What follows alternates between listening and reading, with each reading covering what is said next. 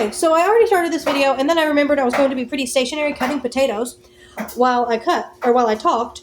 But I hadn't washed the potatoes yet, and so I need to slide over to the sink and do that. So, take two. Background is blurred again because of baby and his uncontrollable ways. Well, not uncontrollable, but I am multitasking here, and so I don't want to have to worry about trying to block his face from view. So that's why the background is blurry. So today I'm going to be doing the nonfiction book tag. I was tagged in this by Kelly over at Bookish Kelly. I don't read a lot of nonfiction, but I definitely have read some. So, with that said, the first question is, what motivated you to pick up your first ever nonfiction book? And do you remember what book it was? Probably just one that my mom wanted me to read. I do remember in my childhood, I'll see if I can find pictures to put in here. I had some, biographies of Christian girls, specifically. There were others that I read, too, that were not only girls, but this series in particular was only girls, and I read it constantly. I am surprised at how much I read it for it having been nonfiction. Oh, there's still some in this one. You don't need a new one.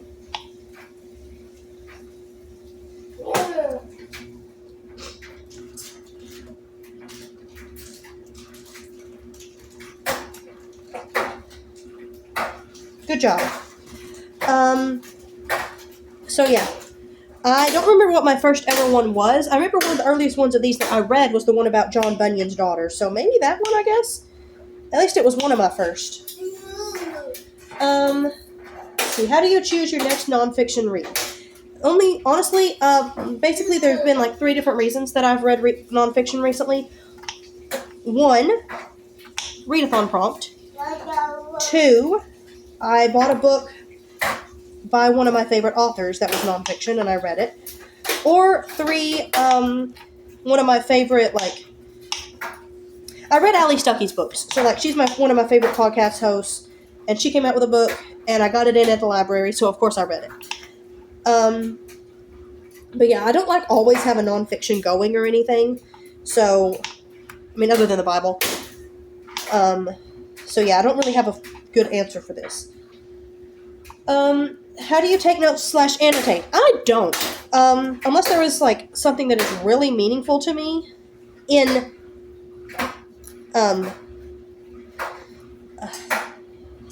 regular nonfiction. In my Bible, actually,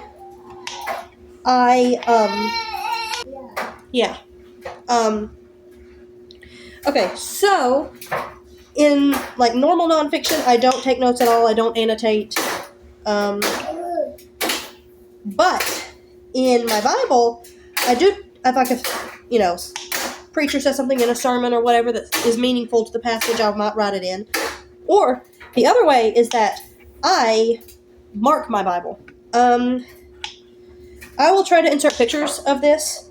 This is a very type of Bible study that I grew up doing a lot as a kid. And so basically, to me, Bible study just naturally includes marking.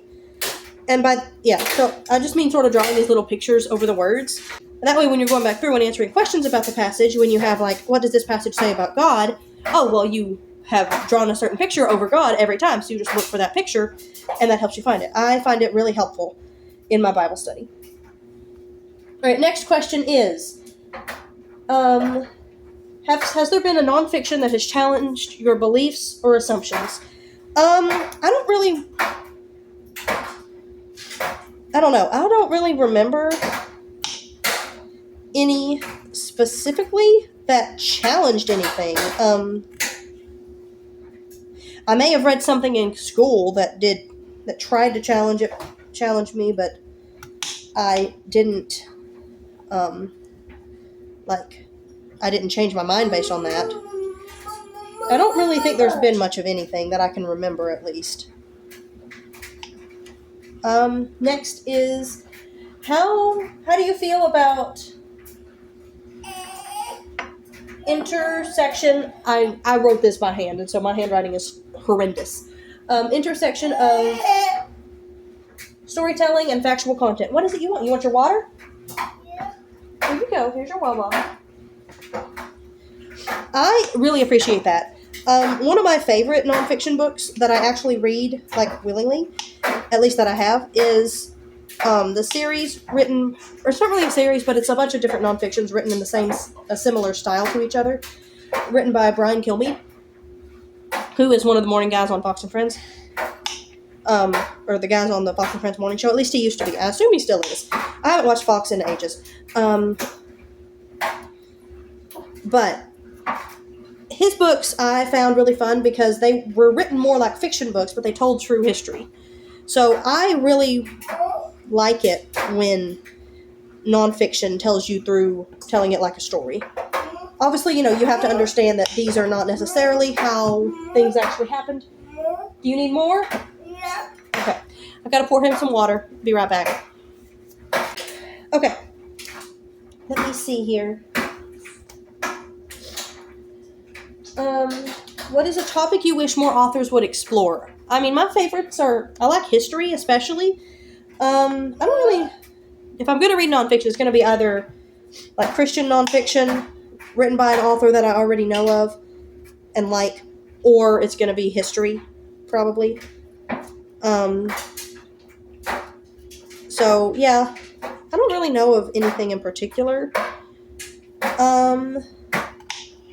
Yeah, sorry, I don't really think I have an answer for this one. Let's see. How do you incorporate insights from your nonfiction books into your daily life? Again, I don't really know that I necessarily do. This makes me sound bad, but like I said, well, I don't read a lot of nonfiction anyways. So there's that as well. But, I mean, again, other than the Bible, which is, try to live like the Bible says to, I don't really know if there of any way that I do that. And then finally, highlight one nonfiction book from your shelves. I'm going to go with Adorning the Dark and God of the Garden by Andrew Peterson. I know these are two, but I can't help it. I love both of these books so much. Do you need more? You have more crackers here. Look, there's 3 more. There's 3 more there. Adorning the Dark is definitely my favorite of the two, but they're both really good, and I enjoy both of them very much. So, yeah. Definitely recommend if you're trying to figure out, like, nonfictions to try, definitely recommend those. Alright, so that is the end of that tag. I will try, let's see, who can I tag that actually reads nonfiction? Anne at In Search of Wonder reads nonfiction. Shannon over at Old American Spirit reads nonfiction. And, let's see, who else reads nonfiction?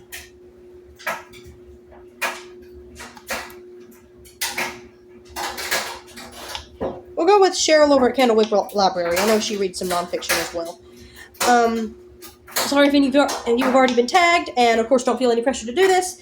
If you want to do this and I didn't tag you, consider yourself tagged.